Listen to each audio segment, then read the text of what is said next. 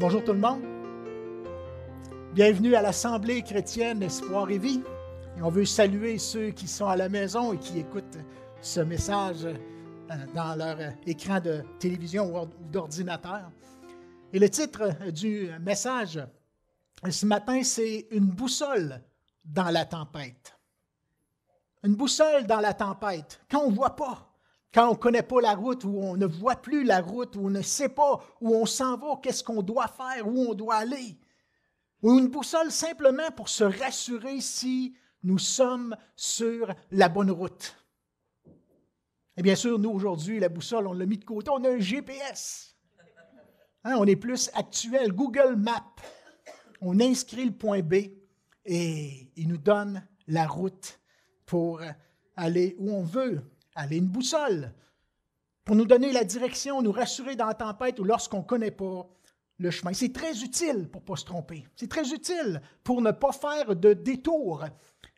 On n'aime pas faire de détours. On veut se rendre à bon port. On n'a pas de temps à perdre. Qui veut faire des détours dans sa vie ou qui veut faire des détours lorsqu'il part en auto et faire 1 heure de plus qu'il devra faire parce qu'il s'est trompé de route?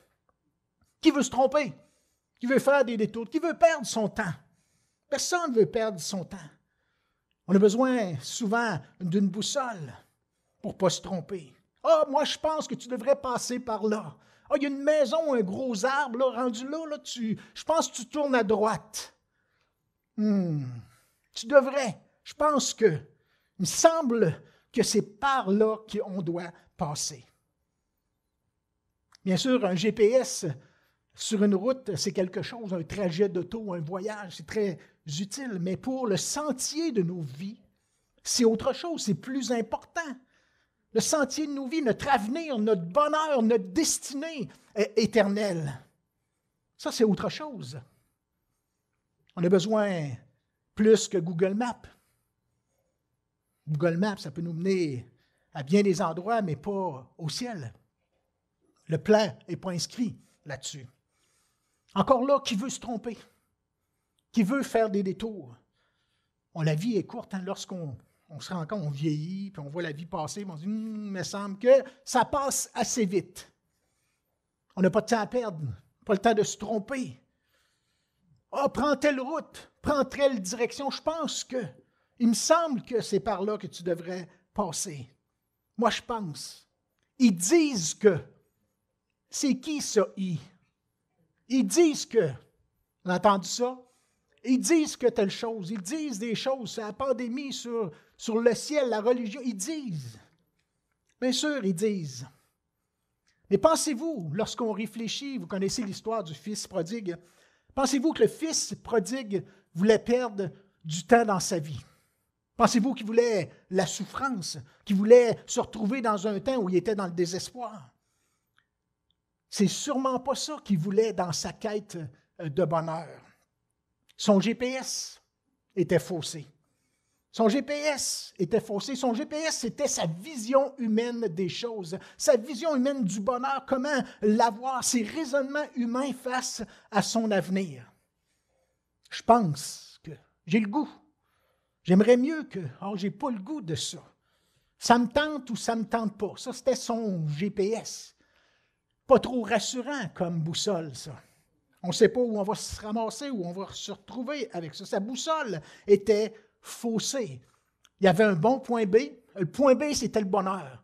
Le point B, c'était d'aller là, puis d'être heureux, d'avoir cette vie abondante. Le bonheur, la vie abondante. Comme plusieurs font comme lui, ont un bon point B, d'être heureux, d'être en paix, puis de vouloir cette vie abondante, mais prennent de mauvaises direction. Ils font des mauvais choix, prennent des détours. Et souvent, ils reviennent au point de départ, comme le fils prodigue est revenu dans la maison de son père parce que c'était là qu'était le bonheur. C'était là qu'était l'abondance, c'était là qu'il aurait dû se trouver. Mais c'était en lui qu'était le problème. Dans sa vision, dans ses raisonnements. On est constamment face à des choix. Avez-vous des choix à faire cette semaine, des décisions à prendre? Cette semaine, ce mois-ci? Votre projet d'avenir, vos projets d'avenir. Avez-vous des occasions de prendre des décisions, de faire des choix? On est constamment devant des choix. Et bien sûr, il y a des occasions qui sont plus risquées, des temps où c'est plus risqué de prendre des mauvaises décisions ou d'être trompé dans les décisions qu'on prend. On peut perdre notre sens d'orientation. Où on s'en va? Quand on a des besoins criants dans nos vies, on désire que quelque chose arrive, il nous manque quelque chose, et là, on prend des décisions, on veut être comblé. Il y a plus de risques parfois quand ces besoins sont criants. Il y a plus de risques de prendre des mauvaises décisions lorsqu'on est tenté, la tentation vient, la convoitise est là, la séduction, de toutes sortes de choses dans le monde qui nous entoure, comme le fils prodigue. J'ai le goût, j'ai pas le goût, j'ai peur, j'ai de la crainte, je n'irai pas dans ce sens-là, dans cette direction-là. Il y a la pression des gens qui nous entourent aussi, qui nous poussent parfois à prendre des mauvaises décisions. La pression de la majorité, tu devrais, tu ne devrais pas. Va pas là, fais pas ci, fais pas ça. On a des gens qui nous influencent, la société qui nous influence, mais aussi toutes sortes de sentiments qui viennent nous influencer, La frustration. Lorsqu'on est frustré, ça vous arrive-tu d'être frustré? Moi, ça m'arrive. Ça m'arrive à l'occasion d'être frustré. C'est là qu'il faut faire un pas de recul, puis essayer de recycler ou de bien ajuster notre GPS sur le point B et de suivre ces instructions-là. L'impatience, la colère, les décisions sur la colère, l'orgueil. Mais gloire à Dieu, les chrétiens, on est délivrés de tout ça, l'orgueil. Hein? Il n'y en a pas. On est complètement délivrés. Pas sûr, hein? Pas sûr. Mais c'est plus difficile parfois, ou c'est plus risqué de prendre des mauvaises décisions lorsque les sentiments nous influencent, ou nous attirent, ou nous poussent dans une direction. Notre vision humaine de la vie. Notre vision humaine, nos raisonnements humains de ce qu'on a besoin, de la vie devant nous, de notre bonheur, de notre avenir. Nos capacités humaines aussi peuvent nous influencer de prendre de mauvaises décisions. Je ne serai pas capable, j'y arriverai jamais. Je devrais plutôt abandonner, choisir une autre direction qui me semble plus facile, plus rapide. On est constamment face à des choix dans nos vies. C'est quoi notre boussole dans la vie? C'est quoi notre GPS dans la vie pour prendre les bonnes décisions, arriver au bon résultat? Où veux-tu aller? Que veux-tu dans ta vie?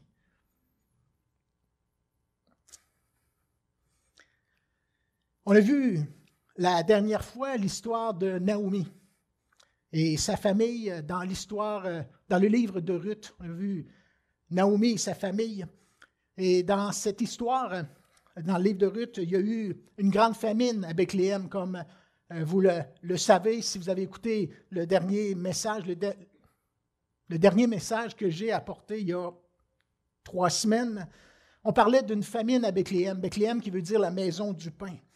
Donc, il y avait une famine dans la maison du pain. Et Bethléem, c'est où Jésus est né, où Jésus est allé. Jésus est le pain de vie qui donne la vie au monde. Mais ça nous dit que face à leurs besoins dans la famine, ils ont décidé d'aller dans le pays de Moab. Si vous vous souvenez, pays de Moab, en pensant qu'il serait comblé. Allons dans le pays de Moab. Probablement qu'on va trouver la nourriture et l'abondance qu'on a besoin parce qu'ici, c'est la famine. Ils se sont tournés vers Moab. Et on a vu que notre Moab, nous, aujourd'hui, spirituellement, c'était le monde d'aujourd'hui, le monde qui nous entoure avec son mode de vie qui s'éloigne du mode de vie des disciples de Jésus-Christ. Le monde d'aujourd'hui, son rejet de Dieu, son rejet de sa parole, son rejet de ses commandements, le rejet de la sagesse de Dieu, de ses conseils. Et on sait que la société et même nos gouvernements rejettent ces choses-là et ils vont avec leurs propres moyens, raisonnements ou intelligence pour prendre les décisions. Mais beaucoup font la même chose. Donc le monde d'aujourd'hui, Moab signifie le monde d'aujourd'hui, tout ce qui nous éloigne de Dieu, de sa parole, tout ce qui nous éloigne du lieu près de lui, comme on l'a vu la dernière fois. Celui qui peut vraiment nous combler. Quand la famine s'installe, on a vu que les gens cherchaient à combler ce qui avait comblé le vide dans leur vie, comblé le vide dans leur âme. Quand l'âme n'est pas comblée, je ne sais pas si ça vous est arrivé de chercher, de vouloir quelque chose pour combler ce vide-là. C'est cette insatisfaction dans vos vies. Et dans ce moment-là, il est plus risqué, bien sûr, dans notre recherche, notre poursuite de bonheur, de vie abondante, de ce qu'on veut pour nous combler, de prendre de mauvaises décisions. Naomi et sa famille ont fait un séjour en Moab. Mais on sait que ça n'a pas fonctionné. Ça n'a pas fonctionné. Ils n'ont pas été comblés, là, même c'était désastreux dans leur cas. Les deux fils de Naomi avaient pour femmes 2 Moabites, 2 femmes du pays de Moab. Il y avait une autre culture, d'autres dieux, et leur fils a pris 2 Moabites pendant ce séjour-là. Il y avait Orpa et il y avait Ruth. Mais on sait que dans l'histoire, ça nous dit que les deux fils de Naomi sont morts. Et elle a perdu aussi son mari, qui est décédé, qui a été perdu dans ce pays-là. Et suite à ça, c'était une grande déception pour Naomi. C'était de la frustration, c'était de l'incompréhension, de l'amertume. Même que Naomi a dit « Appelez-moi plus Naomi, mais Mara ». Mara qui veut dire amertume. Ça n'a pas été drôle pour elle. Et c'est à ce niveau-là qu'elle est arrivée, ce niveau d'amertume, de déception. Mais dans ces moments difficiles, comme on l'a vu, elle a décidé de retourner à Bethléem, dans le pays de Juda. Dieu a été son GPS pour son retour, pour revenir à la maison, un peu comme le fils prodigue.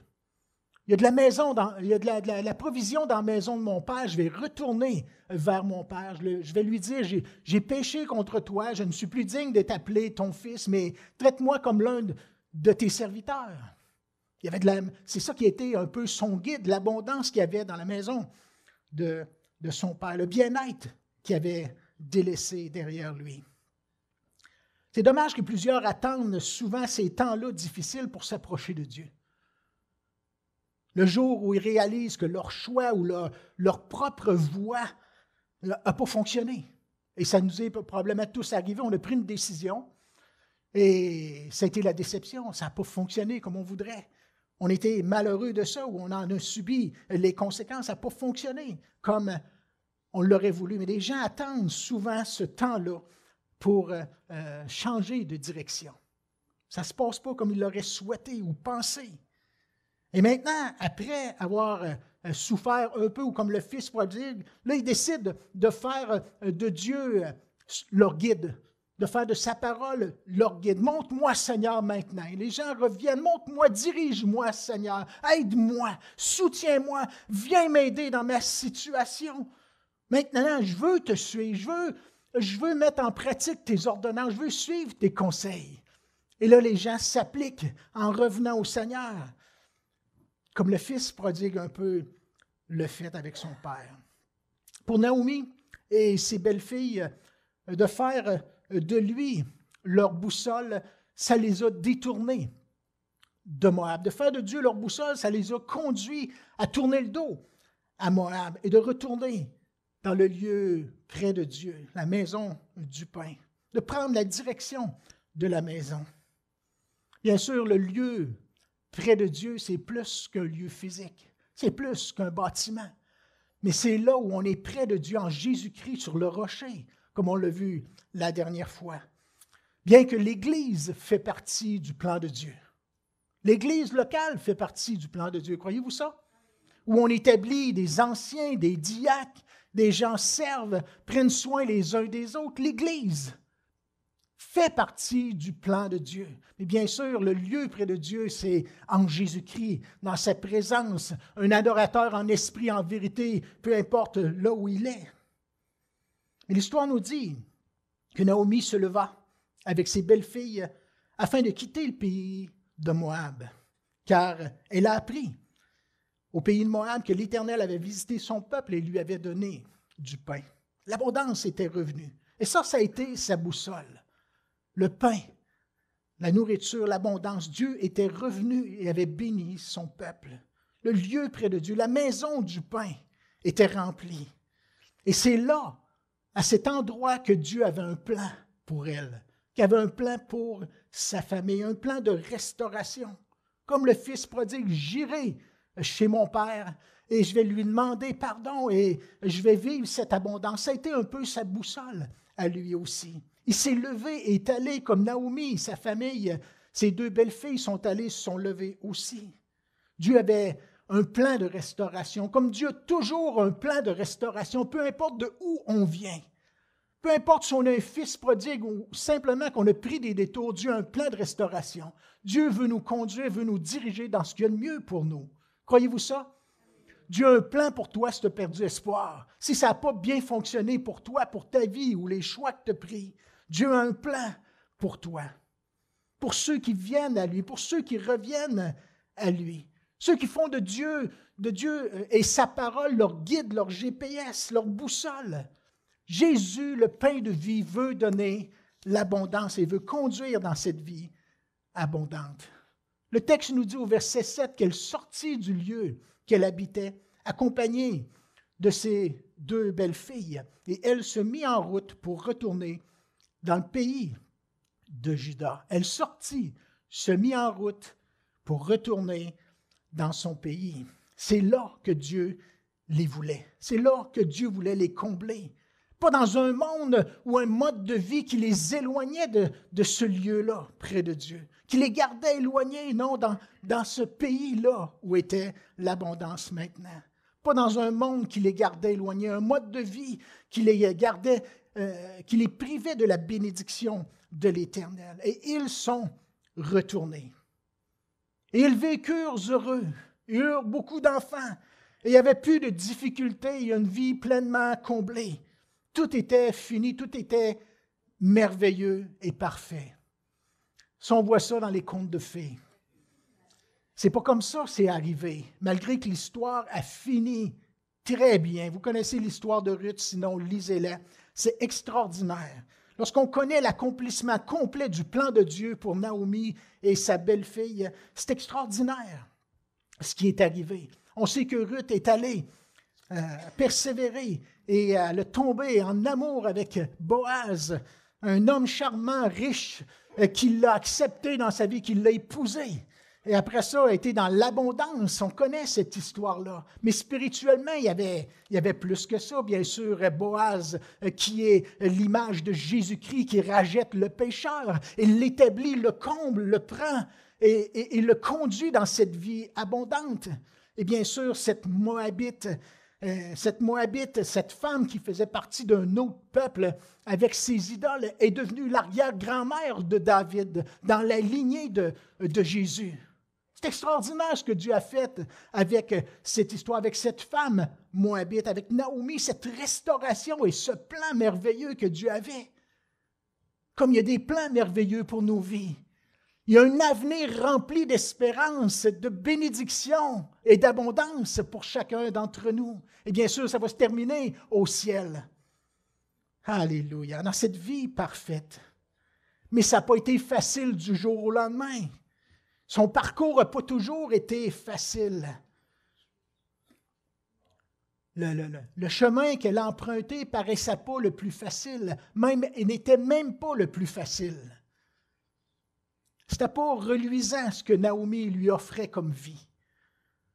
L'histoire nous dit que Naomi décide de retourner dans son pays, le pays de Juda, et dit à ses 2 belles-filles, retournez vers vos familles, retournez vers vos peuples, vos idoles, et peut-être vous allez trouver de quoi vous combler. Il y a un mari dans votre pays.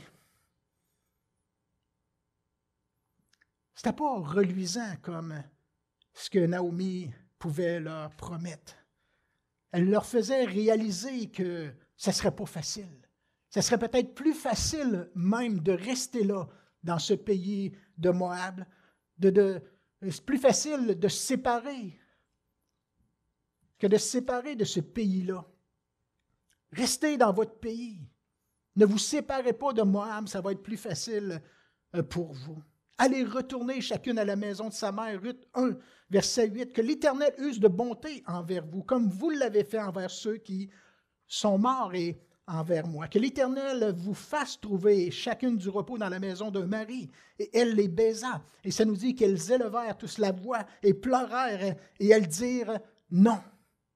Non, nous irons avec toi vers ton peuple. Donc les deux belles filles, à ce moment-là, avaient décidé d'aller vers le peuple de Dieu à Bethléem, dans le pays de Juda.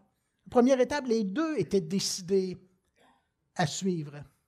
Et là, Naomi a enrichi de toutes sortes de difficultés lorsque vous lisez le texte dans le verset 11 à 13. Naomi leur apporte toutes sortes de difficultés, d'obstacles, de renoncements qu'ils vont devoir faire et des impossibilités qui étaient devant leur route, devant ce choix de la suivre. Si vraiment ils décidaient de la suivre, il y avait des obstacles. Et quand tu lis comment Naomi décrit la vie qui les attend, tu te dis, elle veut se retrouver seule. Elle ne veut pas les avoir avec elle. Je dis, probablement, elle veut que les deux belles filles restent dans ce pays-là. C'était vraiment pessimiste comme plan d'avenir, ce qu'elle leur montrait. Une a décidé de retourner vers son peuple, si vous connaissez l'histoire, vers ses anciens dieux, vers le chemin qui paraissait le plus facile, face à cette insécurité, face à l'inconnu, face à cette description pessimiste de Naomi, une qui a décidé de retourner et de prendre ce chemin qui paraissait plus facile.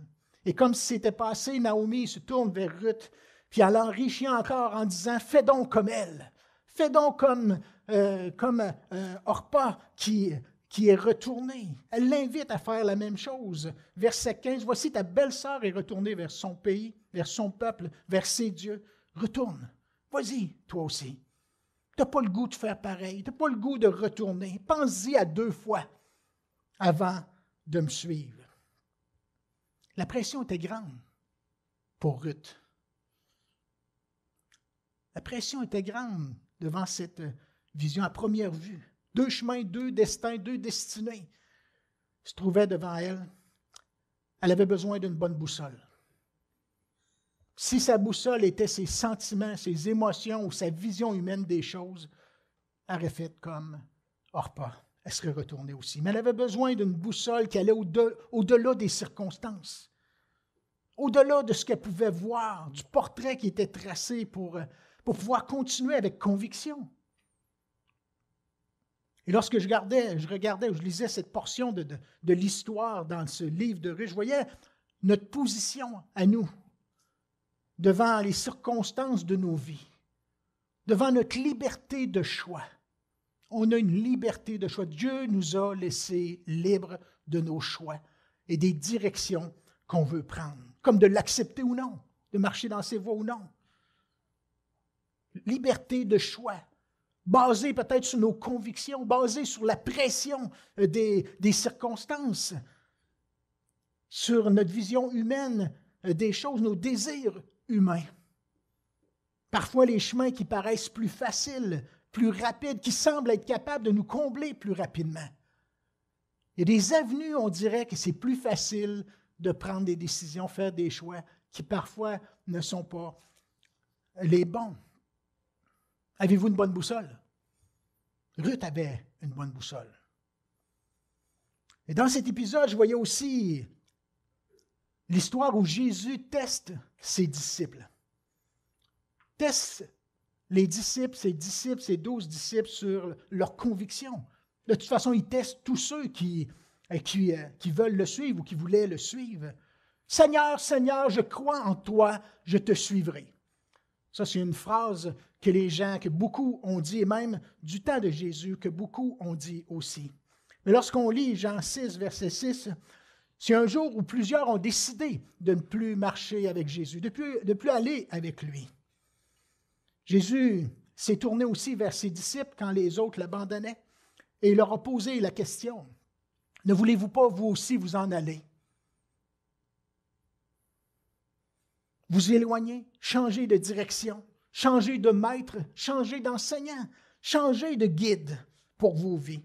Voulez-vous retourner à votre ancienne manière de vivre, de faire les choses, de croire même les croyances? Hein? Donc Jésus avait apporté dans ce passage-là un enseignement qui avait dérangé beaucoup de personnes, comme on peut dire qu'aujourd'hui le message de la croix dérange beaucoup de personnes. Il y a bien des doctrines de la Bible qui dérangent, même les chrétiens, même les croyants. Les gens qui disent croire, disent « Seigneur, Seigneur, je crois ». Dès ce moment, verset 66, plusieurs de ses disciples, pas plusieurs personnes qui l'écoutaient, plusieurs de ses disciples qui avaient choisi, qui avaient décidé de le suivre à quelque part dans leur vie, se retirèrent et n'allaient plus avec lui. Ont décidé de ne plus le suivre, de ne plus le prendre comme maître, enseignant, comme guide. Au début, ils avaient tous décidé de suivre ces disciples-là, de suivre Jésus. Orpa avait dit oui à Naomi, « Nous irons avec toi. » Jésus dit donc aux 12, « Et vous, ne voulez-vous pas vous en aller? Ne voulez-vous pas aussi vous en aller? » Comme Naomi avait dit à Ruth, « Est-ce que tu n'as pas le goût de faire pareil comme Orpa et retourner d'où tu viens? » Et Simon-Pierre, la réponse de Simon-Pierre, qui dit, « Seigneur, à qui irions-nous d'autres? Tu as les paroles de la vie éternelle. Nous avons cru. On croit en toi. On croit en toi. Notre foi est en toi. Notre foi est dans ta parole. On a connu que tu es le Christ, le Saint de Dieu. Tu es mon guide, tu es mon enseignant. Tu es celui en qui j'ai mis ma foi, qui j'ai mis ma confiance pour mon avenir. » Les disciples suivaient par conviction. C'était leur GPS. Ça conduisait leur décision. Ça conduisait leur choix d'avenir. Jésus, sa parole, même s'il y avait de l'incompréhension. Et c'est arrivé. Cette vie-là de Jésus, cette proximité, cette relation d'intimité avec Jésus, de faire de Jésus leur guide, ça révélait leur position. Jésus révélait leur position, si oui ou non ils étaient dans la vérité, s'ils étaient sur le bon chemin. Et Jésus, au besoin, qu'est-ce qu'il faisait? Il corrigeait la direction, il corrigeait l'enseignement, il corrigeait les raisonnements, il corrigeait la trajectoire que ses disciples devaient prendre, leurs pensées, leurs choix. Combien de fois Jésus a repris ses disciples? Mais Jésus, c'était leur GPS. Pour leur bien. Oui, Jésus promettait la vie, la liberté, la paix, la provision d'en haut. Il promettait de les accompagner chaque jour jusqu'à la fin du monde, peu importe. Jésus allait être là, jusque dans la vie éternelle pour eux. Mais jamais Jésus a dépeint une vie facile où tous les besoins charnels seraient comblés à notre convenance, quand on veut, comme on veut, peu importe notre mode de vie, peu importe si on vit près ou loin de Jésus,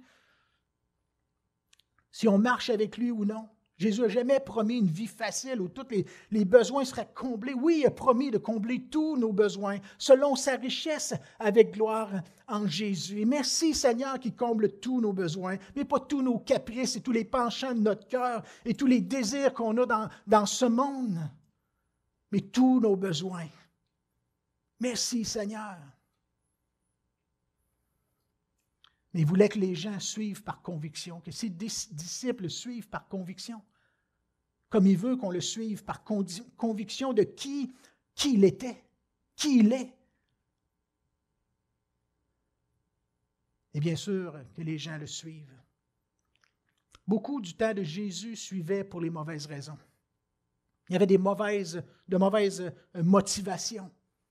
C'est ce qui fait que plusieurs l'abandonnaient en route, faisaient des pauses. Parfois, l'abandonnait en route, comme les disciples qui ont cessé d'aller avec lui. Le portrait que Naomi donnait à Ruth face à son avenir, si elle décidait de la suivre, ça me faisait penser aux affirmations de Jésus, que Jésus donnait à ceux qui voulaient le suivre, ceux qui disaient croire en lui. Dans Luc 9, verset 23, ça nous dit, « Puis il dit à tous, si quelqu'un veut venir après moi, qu'il renonce à lui-même, qu'il se charge chaque jour de sa croix et qu'il me suive. » Tout un passage. Tu te demandes si Jésus ne veut pas se retrouver tout seul, lui aussi. Ça nous dit au verset 24, « Car celui qui voudra sauver sa vie la perdra. Sa boussole ne sera pas bonne. Celui qui veut vivre simplement pour lui-même, sa boussole ne sera pas bonne, ne sera pas conduit à la bonne place. Mais celui qui perdra sa vie à cause de moi la sauvera, la trouvera comme Ruth l'a trouvée. » Ceux que leur boussole n'est pas bonne vont empêcher Jésus de les conduire à la bonne place. Parce qu'ils vont écouter la chair plutôt que l'esprit. Ceux qui n'ont pas une bonne boussole vont empêcher Jésus de les conduire. Leur volonté, leur désir charnel, leur faux raisonnement, l'influence des autres dans le monde, la convoitise, va passer avant et empêcher Jésus, Dieu, de les conduire dans ses plans. Croyez-vous ça? Ça va les éloigner de ce lieu près de Dieu, de ses plans, privés de la providence de Dieu sur leur vie. Plusieurs vivent comme le monde, comme la société, que ce soit avec leur moralité et même leurs finances, que ce soit à tous les niveaux. Les gens pensent que de vivre en concubinage dans un monde, de vivre comme le monde, soit en concubinage ou des relations sexuelles qui n'est pas selon le plan de Dieu, la provision de Dieu va être là, la bénédiction de Dieu, la providence de Dieu va être là. Seigneur, bénis-moi, je crois en toi. C'est pas comme ça que ça fonctionne. C'est pas de cette façon-là que ça fonctionne. C'est comme Dieu qui promet d'ouvrir les écluses des cieux à ceux qui mettent leur foi en lui, même qui donnent. Mais plusieurs n'ont même pas dans leur vie la pensée de soutenir ou d'honorer Dieu avec leurs finances. C'est eux avant tout. Celui qui ne voudra perdre sa vie pour lui va la perdre. Mais celui qui voudra perdre sa vie pour Christ va la retrouver. On a une catégorie de gens qui veulent vivre comme le monde, mais croire, avoir la foi. Mais ils ne vont pas avec Dieu, ils ne suivent pas Dieu, ils ont cessé d'aller avec lui. La parole de Dieu, ce n'est pas un biscuit chinois.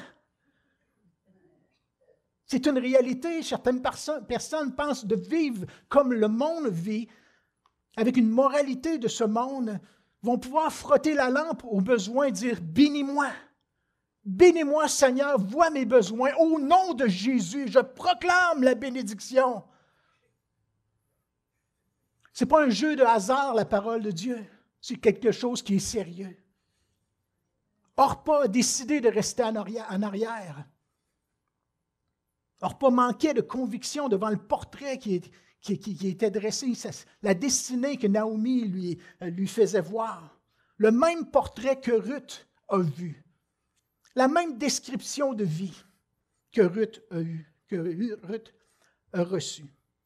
On pourrait parler de la semence dans les endroits pierreux, d'autres reçoivent la semence parmi les épines. Et c'est là que tout vient avant Dieu. Ils entendent la parole. Oui, je crois, oui, je veux te suivre. Oui, oui, Seigneur, Seigneur, nous irons avec toi. Mais les soucis du siècle, la séduction des richesses, l'invasion des autres convoitises étouffent la parole et la rendent infructueuse. Marc, chapitre 4, verset 18.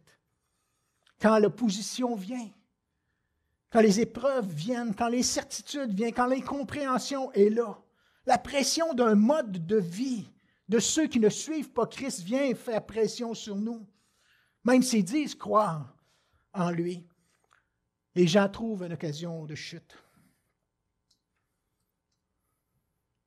Ils retournent vers leur ancienne vie, leur ancien peuple, leur ancienne façon de vivre, de penser, de raisonner, de combler leurs besoins. Ils retournent vers leurs idoles, leur ancienne boussole, leur raisonnement faussé. Souvent, les gens vont faire un séjour en Moab, puis ils vont revenir, « Seigneur, bénis-moi ». Ou vont simplement accepter dans leur vie un mode de vie qui vient de ce monde qui s'éloigne de Dieu. Orpa, face au changement, à l'incertitude ou l'inconfort qui était devant elle, au renoncement, la pression de son entourage, a pris la mauvaise décision, face à renoncer à sa vie pour la trouver. Comme certains peuvent faire inconsciemment, renoncent au destin, la destinée que Dieu a pour eux. Ils se détournent de la provision, de la providence de Dieu. Matthieu 16, 25 nous en avait: celui qui veut sauver sa vie la perdra. Mais celui qui la perdra, qui perdra sa vie pour moi, la bonne nouvelle la retrouvera. Jésus, le pain de vie, celui qui nourrit, qui donne la vie. La vie chrétienne, c'est une décision de chaque jour, de marcher par la foi, par conviction, de prendre la bonne boussole pour arriver à la bonne place. Choisis qui tu veux suivre. Choisis qui tu veux suivre, qui tu veux servir. Mets ton GPS comme Pierre. Seigneur, à qui irions-nous d'autres? À qui irions-nous d'autres? Tu as les paroles de la vie éternelle. Nous avons connu que tu es le Christ, le Saint de Dieu, tu es le chemin, la vérité et la vie. Et toi, tu sais comment me combler, tu sais ce qui peut me combler, ce que j'ai besoin. Ruth, chapitre 1, verset 16. Ruth disait à Naomi: ne me presse pas de te laisser, de retourner loin de toi. Où tu iras, j'irai. Où tu demeureras, je demeurerai. Ton peuple sera mon peuple et ton Dieu sera mon Dieu.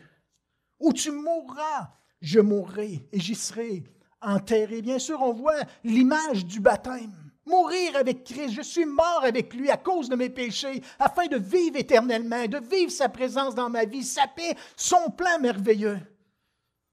J'ai été enseveli avec lui pour marcher en nouveauté de vie, de vivre avec lui pour toujours.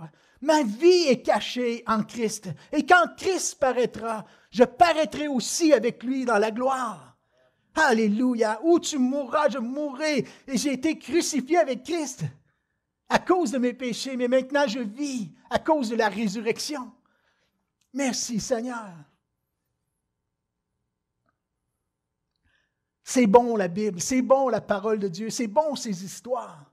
C'est bon ce que Dieu nous dit, nous apporte, que l'Éternel me traite dans toute sa rigueur, disait Ruth. C'est autre chose que la mort vient à me séparer de toi.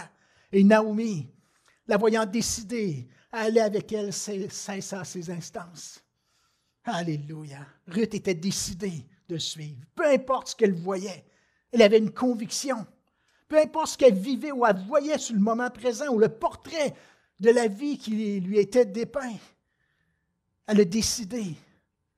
Elle a tout reçu, Ruth. Vous connaissez l'histoire, comment Ruth a tout reçu, au-delà même de ses espérances. Dieu l'a comblé. Dieu l'a comblé. Une Moabite qui ne méritait rien. Alléluia. C'est l'image de moi, de vous, qui ont reçu le pardon de Christ, qui ont été rachetés à cause de leurs péchés, qui ont été rachetés et qui maintenant ont des promesses extraordinaires. Il y a un Dieu qui marche avec eux. Merci Seigneur. Alléluia. C'est dans cette direction que la providence de Dieu était là. C'est la providence de Dieu les accompagnait dans cette direction-là. La providence de Dieu a été au rendez-vous. Elle avait des choix à faire et de persévérer dans ses choix. Alléluia. La providence de Dieu n'a jamais abandonné Ruth et Naomi. On ne voit pas dans ce livre ou dans cette histoire de l'instantané. On ne voit pas Dieu faire de grands miracles et claquer des doigts pour changer la situation de Ruth, d'ouvrir la mer par sa main puissante comme il le fait dans le livre d'Exode et tellement d'autres miracles. Pas fait d'instantané comme plusieurs croyants le voudraient. Fais-nous un miracle, Seigneur. On croit en toi. Voyons donc, Dieu ne fait rien pour moi. Je ne vois pas de miracle comme je l'ai demandé. La Bible dit que on dirait qu'il ne m'entend pas. On ne voit pas dans l'histoire ces grands miracles-là où la prison a été ébranlée, que les disciples sont sortis. Ruth a vécu sa vie en mettant sa foi en Dieu. Mais la providence a été là, constamment avec eux, sa protection, son appui, son assistance, son soutien, sa provision a accompagné Ruth et Naomi. Vous lirez le livre, on ne voit pas de grands miracles, mais on voit un Dieu qui veille sur ceux qui mettent sa confiance en lui. Dieu a pu accomplir ses plans dans sa vie parce qu'il était là où il devait être. Ils ont pris les décisions qu'il devait prendre. Celui qui voudra sauver la vie, sa vie la perdra. Sa boussole sera faussée, mais celui qui perdra sa vie la sauvera. Plusieurs croyants voudraient que tout se règle avec un grand miracle de Dieu, instantanément.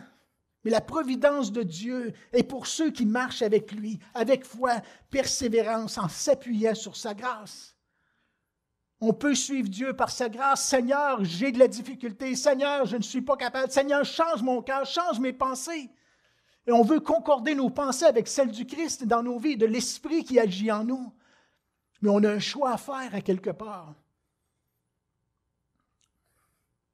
On a besoin d'être ceux qui reçoivent la parole dans la bonne terre. Ceux qui, ayant entendu la parole, Luc 8, verset 15, la parole avec un cœur honnête et bon, la retiennent et portent du fruit avec persévérance. Ruth a pris la bonne décision de faire de Dieu sa boussole, son guide, son maître, de faire du peuple de Dieu son peuple, de vivre dans ce lieu près de Dieu où se trouvait la provision.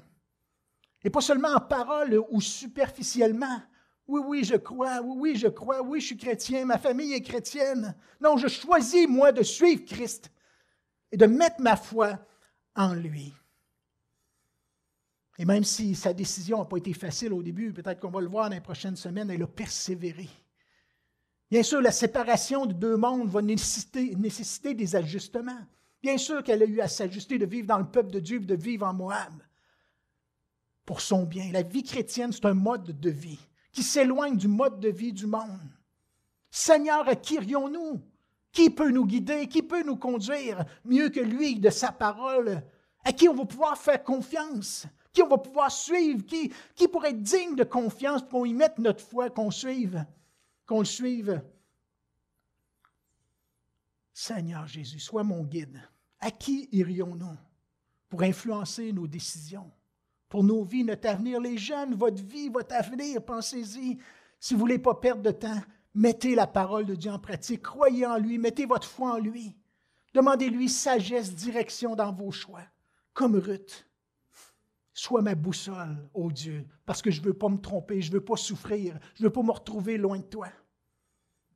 Pour Ruth, la provision a toujours été au rendez-vous. La providence de Dieu a toujours été au rendez-vous. La bénédiction au-delà de toute mesure. Les gens ont peur de suivre. Peut-être que Ruth a eu de la réticence aussi, mais sa conviction a fait qu'elle a tout reçu. Une belle histoire d'amour, une belle histoire d'abondance et de grâce de Dieu. Sa récompense fut entière de la part de l'Éternel, sous les ailes duquel elle est venue se réfugier. Et on sait que c'est une parole de Boaz dans le livre de Ruth, chapitre 2, au verset 12. Boaz qui dit à Ruth que l'Éternel te rende ce que tu as fait, le fruit de ta foi, le fruit de tes décisions, le fruit du chemin que tu as emprunté, décidé de prendre, et que ta récompense soit entière de la part de l'Éternel, le Dieu d'Israël, sous les ailes duquel tu es venu te réfugier. Alléluia. Toute une histoire. Ça me fait du bien lorsque je lis ça, parce que je me vois au travers ça. Et elle dit, que je trouve grâce à tes yeux, mon Seigneur, car tu m'as consolé. Tu as parlé au cœur de ta servante ou ton serviteur, si on l'applique à nos vies. Et pourtant, je ne suis pas moi comme l'une de tes servantes. Je ne suis même pas l'une de tes servantes. Je ne suis pas digne d'être appelé ton fils. Traite-moi comme l'un de tes serviteurs, nous disait le fils prodigue. Alléluia, mais simplement d'être le serviteur du Dieu, du roi des rois, dans sa maison et de vivre sa présence pour l'éternité, c'est extraordinaire. En plus que sa providence nous est promise pour marcher dans nos vies et combler nos besoins. Alléluia, je termine très bientôt. La récompense de ceux qui mettent leur confiance en Dieu et en sa parole sera entière de la part de l'Éternel, sous les ailes duquel ils se réfugient pour leur avenir, qu'ils se confient, qu'ils s'appuient, qu'ils s'abandonnent. Ruth n'a jamais regretté d'avoir mis sa confiance en l'Éternel, d'avoir fait de l'Éternel son Dieu et du peuple de Dieu son peuple. Avez-vous regretté? Jamais je vais regretter ma décision. Jamais. Et le jour où je me retrouverai face à face avec lui, je vais lui tendre les bras. Merci Seigneur de m'avoir gardé jusqu'à ce jour. Merci de m'avoir sauvé. Jamais on va ne regretter avoir perdu sa vie ou quoi que ce soit pour le Seigneur, parce qu'il a promis de tout nous donner par grâce. Mais on a constamment des choix à faire dans les circonstances de nos vies.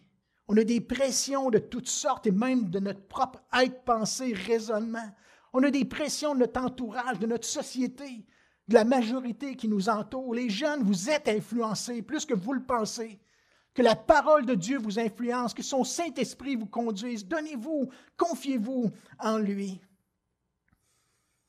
Et bien sûr, la première décision, le premier choix qu'on a à faire, c'est d'accepter Jésus, d'accepter Christ pour le salut de nos âmes, de s'appuyer sur lui pour le salut, le pardon de nos péchés. À qui irions-nous d'autres? Personne n'est mort sur la croix, n'est ressuscité des morts pour nous et nous donne la vie.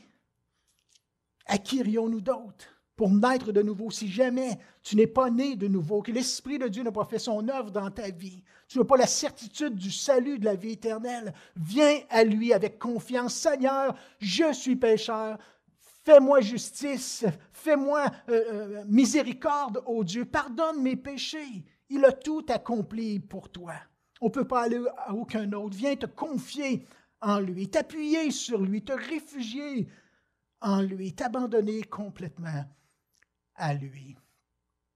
La croix est une folie pour ceux qui périssent, mais elle est une puissance de Dieu pour ceux qui croient, pour nous qui sommes sauvés, pour ceux qui mettent leur foi en lui. Seigneur, à qui irions-nous? Tu as les paroles de la vie éternelle. Alléluia. On va terminer là ce matin. Mais je vous invite présentement à prendre un temps simplement de réfléchir aux décisions que vous avez à prendre, ou ceux que peut-être le Saint-Esprit vous a parlé de prendre, ou peut-être juste réfléchir sur le choix de donner sa vie à Christ, de lui demander pardon pour ses fautes, de naître de nouveau et de commencer une vie comme Ruth dans la bonne direction, de faire de l'Éternel votre Dieu en Jésus-Christ et de faire du peuple de Dieu votre peuple. Et j'invite ceux qui sont à la maison aussi de prendre un temps pendant le chant qui va suivre, de prendre un temps pour invoquer ce Dieu-là merveilleux, de se confier, de vous confier en lui. Peu importe ce que vous avez besoin, lorsqu'on invoque son nom, il y a de la puissance dans le nom de Jésus. Il y a ce que vous avez besoin est en lui. Peu importe comment vous voyez le christianisme ou vous voyez les doctrines de la Bible, faites-lui confiance et implorez sa grâce pour vos vies. Seigneur, change les raisonnements ce matin. Change, Seigneur, les cœurs, change, Seigneur, les mensonges qui sont imprégnés dans le cœur des gens, dans la pensée des gens, ces raisonnements qui empêchent ces gens de marcher dans tes voies et de vivre tous ces bienfaits, de vivre ta providence, ô Dieu. Père de gloire, là où sont les gens ici ce matin ou à la maison, que tu puisses intervenir dans leur vie, Seigneur. Que tu puisses leur accorder grâce comme tu m'as accordé grâce. Que tu puisses les convaincre, Seigneur, qu'ils ont besoin de se laisser aller à toi, Seigneur, de croire en toi, de se réfugier en toi dans ton salut. Tu as les paroles de la vie éternelle, Seigneur. Tu es la vérité. Tu es la vérité, tu donnes la vie, tu es le bon chemin à suivre. Seigneur, comme tu l'as fait pour ma vie, fais-le encore ce matin, Seigneur. Fais-le pour toute personne qui écoute ce message, ô Éternel. Que ta grâce les attire. Je te prie pour des guérisons de l'âme, Seigneur, des souffrances intérieures. Je te prie pour le renouvellement de pensée, Seigneur, par ton Saint-Esprit. Oui, je te prie, Seigneur, que des gens décident ce matin de marcher dans tes voies avec persévérance, sachant que peu importe le temps, tu vas pourvoir à leurs besoins, tu vas combler leurs besoins, Seigneur. Comble, Seigneur, encore une fois. Comble, Seigneur. Alléluia. Pendant ce chant, Seigneur, que tu puisses toucher et agir dans le cœur des gens, Père de gloire. Dans le nom de Jésus, je te prie, ô Dieu. À toi la gloire. Merci, Père. Merci, Seigneur. Alléluia.